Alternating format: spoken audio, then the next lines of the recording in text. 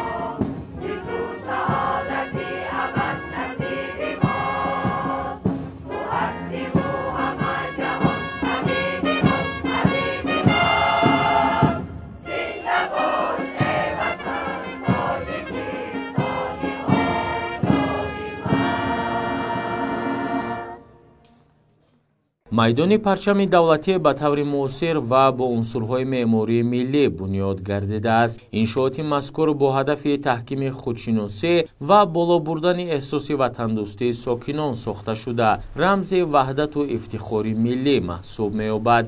با سرور دولت محترم امومعلی رحمان اطلاع داده شد که بلندی ستونپایه پرچم دولتی جمهوری تاجیکستان 55 متر، درازی متا 14 و پهنایی‌اش 7 متر را تشکیل می‌دهد. همچنین در میدان مقدسات ملی پیشوای ملت محترم امومعلی رحمان از روی پیکره اساسگزار اولین دولت تاجیکان شاه اسماعیل سامانی پرده برداری نمودند.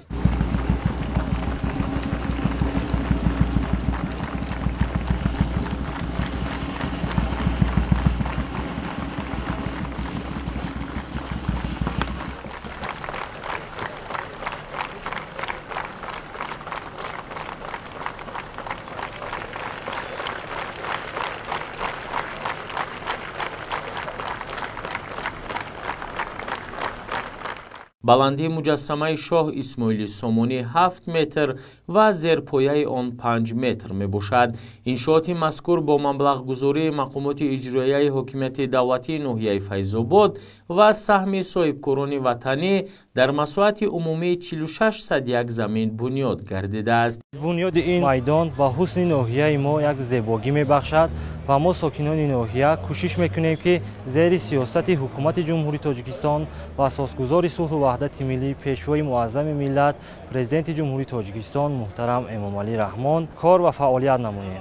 тадбири мазкур дар доираи омодагӣ ба истиқболи сазовор аз ҷашни бузургу муқаддаси миллӣ 35-солагии истиқлоли давлатии ҷумҳурии Тоҷикистон амалӣ гардид. қоматафрохтани муҷассамаи бунёдгузори давлати тоҷикон Шоҳ Исмоили Сомонӣ ва парчами давлатӣ дар маркази ноҳияи Файзобод ба майдони муқаддасоти миллӣ ҳусни дигар зам намуда, шаҳодати тарғиб ва ҳифзу нигоҳдории арзишҳои миллӣ ва ҳамчунин эҳтиром ба таъриху фарҳанги пурифтихори тоҷикон аст. Зимни шиносои роҳбари давлат муҳтарам Эмомалӣ Раҳмон ба корҳои анҷомёфта баҳои баланд дода, бунёди иншооти навро дар маркази ноҳия дар самти қадрдонии шахсиятҳои таърихии миллати тоҷик намунаи ибрат арзёбӣ намуданд. Аз ин пас майдони муқаддасоти миллӣ ба яке аз маконҳои асосии баргузории ҷашну чорабиниҳои давлатию миллӣ мубаддал гардида, ҳамчунин дар он барои истироҳату фароғати сокинон имконоти мусоид фароҳам мешавад. Ба масъалаи сабзазор ва гулпӯш намудани атрофи иншооти тозабунёд таваҷҷӯҳ зоҳир гардида, ҳудуди он бо гулҳои рангоранг, дарахтони ороишиву сояафкан ва фаввораҳои зебо оро дода шудааст. Бо назардошти талаботи меъморию шаҳрсозӣ, тамоми роҳраву гузаргоҳҳои дохилу атрофи майдони парчами давлатӣ ва назди пайкараи Исмоили Сомонӣ сафолакпӯш ва чароғон карда шудааст, ки шабонгоҳ хеле зебову назаррабо мебошад.